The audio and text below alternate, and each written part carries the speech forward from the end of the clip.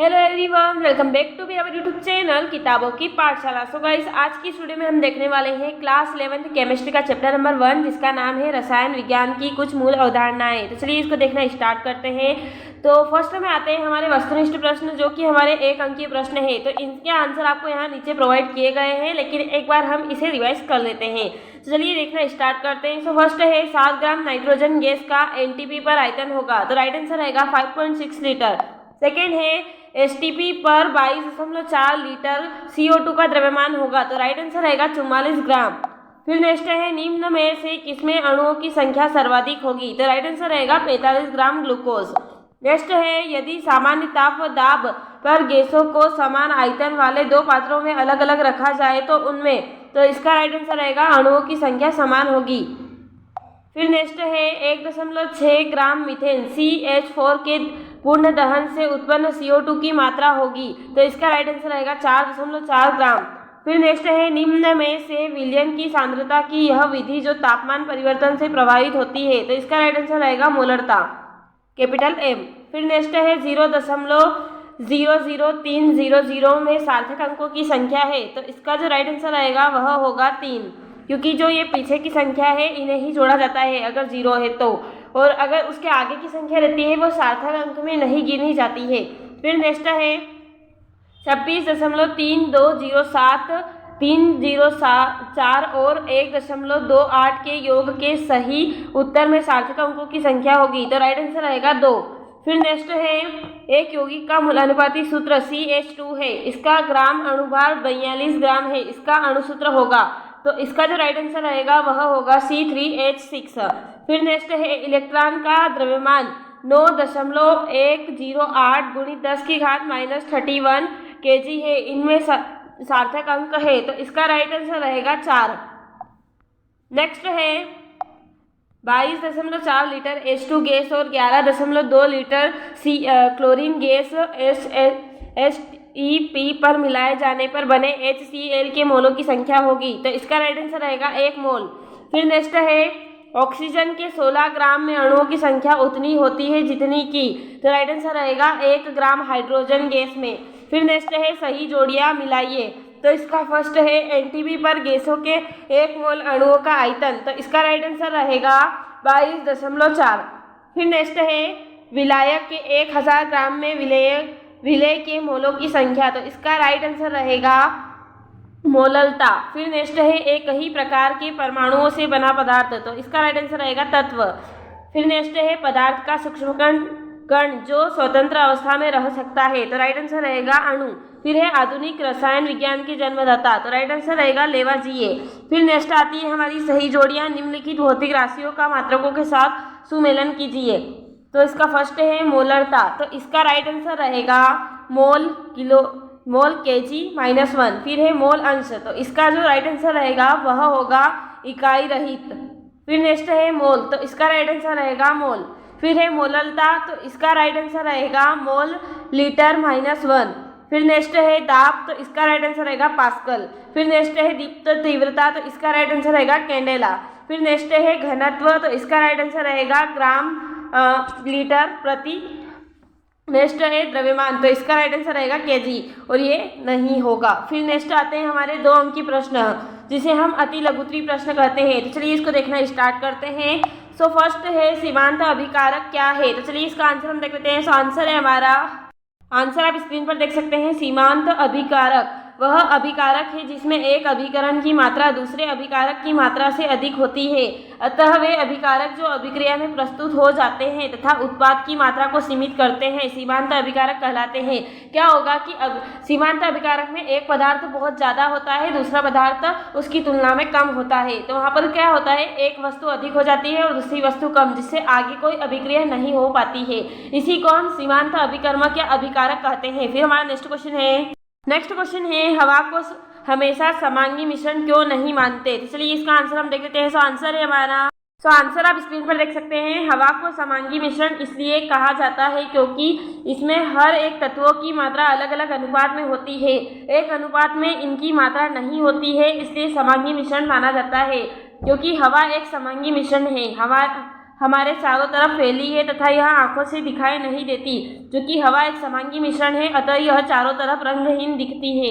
तो क्या होता है कि जो हवा होती है वो हमें दिखाई भी नहीं देती है और उस हवा में बहुत सारी गैसें मिश्रित होती है। नाइट्रोजन, हाइड्रोजन, ऑक्सीजन सभी गैसों का मिश्रण होता है और वो समान मात्रा में नहीं होता है, इसलिए इसे समांगी मिश्रण नहीं कहा जाता है। फिर हमारा नेक्स्ट क्वेश्चन है हमारा यौगिक के मूलानुपाती सूत्र को परिभाषित कीजिए। तो चलिए इसका आंसर हम देख लेते हैं। तो आंसर है हमारा, आंसर आप स्क्रीन पर देख सकते हैं। रसायन विज्ञान में किसी यौगिक का मूलानुपाती सूत्र तत्व को ना यह सूत्र है जो बताता है कि उस यौगिक के अणु में कौन कौन से परमाणु है तथा उन परमाणुओं की संख्या का सरलतम अनुपात क्या है। उदाहरण के लिए हिक्रेन का प्रयोग धारिता सूत्र CH है, जबकि उसका अणु सूत्र CH40 का संगठन है। उदाहरण HO में HO की परमाणुओं में परस्पर 12 का अनुपात होता है। फिर हमारा नेक्स्ट क्वेश्चन है विलयन की मोलरता पर ताप का क्या प्रभाव पड़ता है और क्यों। तो चलिए इसका आंसर हम देख लेते हैं। तो आंसर है हमारा, आंसर आप स्क्रीन पर देख सकते हैं। ताप बढ़ाने पर मोलरता घट जाती है क्योंकि विलयन का आयतन ताप बढ़ाने पर वह बढ़ जाता है। फिर हमारा नेक्स्ट क्वेश्चन है परमाणु द्रव्यमान की मानक इकाई लिखिए। तो चलिए इसका आंसर हम देख लेते हैं। तो आंसर है हमारा, आंसर आप स्क्रीन पर देख सकते हैं। परमाणु द्रव्यमान का मात्रक AMU यानी कि एटॉमिक मास यूनिट होता है, अर्थात इसे AMU में मापा जाता है। किसी भी परमाणु का द्रव्यमान का मान प्रोटॉन और न्यूट्रॉन पर निर्भर करता है।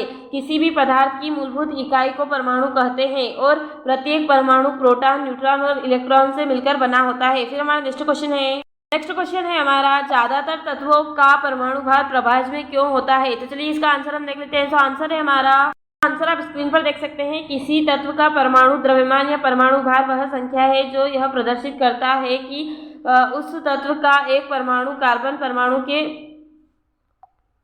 1/12 भाग से कितना गुना भारी है, यही इसका आंसर है। फिर हमारा नेक्स्ट क्वेश्चन है हमारा 7th, तत्व का 1 ग्राम परमाणु क्या है। तो चलिए इसका आंसर हम देख लेते हैं। तो आंसर है हमारा, आंसर आप स्क्रीन पर देख सकते हैं। प्रत्येक पदार्थ बहुत छोटे छोटे कणों से मिलकर बनता है जिन्हें परमाणु कहते हैं। एक ही परमाणु के सभी परमाणु आकार, भार तथा अन्य गुणों में समान होते हैं किंतु दूसरे तत्व के परमाणुओं से भिन्न होते हैं। फिर हमारा नेक्स्ट है 8th, किस प्रकार हम सिद्ध करेंगे कि हवा मिश्रण है यौगिक नहीं। तो चलिए इसका आंसर हम देख लेते हैं। तो आंसर है हमारा, आंसर आप स्क्रीन पर देख सकते हैं। हवा विभिन्न गैसों का मिश्रण होती है जिनका अनिश्चित संगठन होता है, जबकि यौगिक में निश्चित संगठन होता है।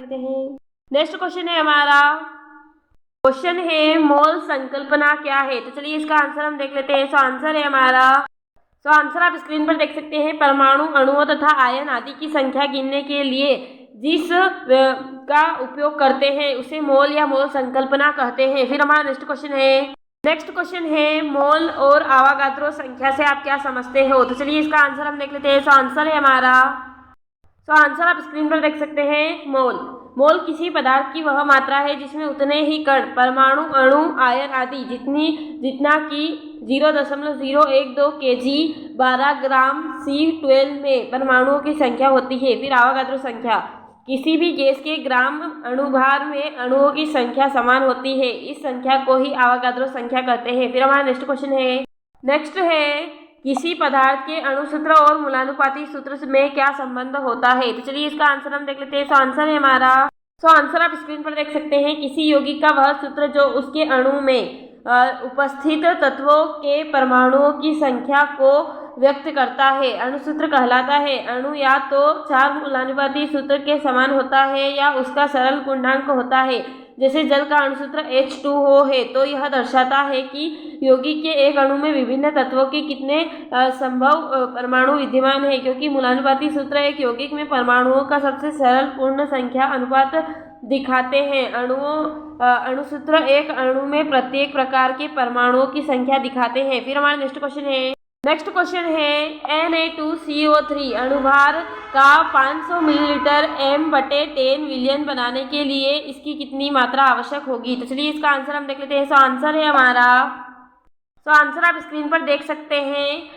Na2CO3 का भार मोलिक्यूलर V यानी कि आयतन, ओके, वॉल्यूम बटे 1000। फिर हमने यहाँ लिखा है जहाँ V मिलीलीटर, इसका मान समीकरण में रखने पर, तो यहाँ पर इस समीकरण में हमने सभी के मान रख दिए हैं। तो यहाँ पर आप देख सकते हैं Na2CO3 का भार 0.1 इंटू 1006 इंटू 500 बटे 1000, बट यहाँ पर Na2CO3 बराबर 5.3 ग्राम आया है। फिर हमारा नेक्स्ट क्वेश्चन है स्टोक विलियन क्या है। तो चलिए इसका आंसर हम देख लेते हैं। आंसर आप स्क्रीन पर देख सकते हैं। स्टोक विलियन रासायनिक प्रयोगशालाओं में वांछित सांद्रता का विलयन सामान्यतः अधिक सांद्र विलयन के तनुकरण को से बनाया जाता है। अधिक सांद्रता वाले विलयन को स्टोक विलयन भी कहते हैं। फिर हमारा नेक्स्ट क्वेश्चन है मेथेन के दहन में मेथेन को सीमांत अभिकर्मक क्यों मानते हैं। तो चलिए इसका आंसर हम देख लेते हैं।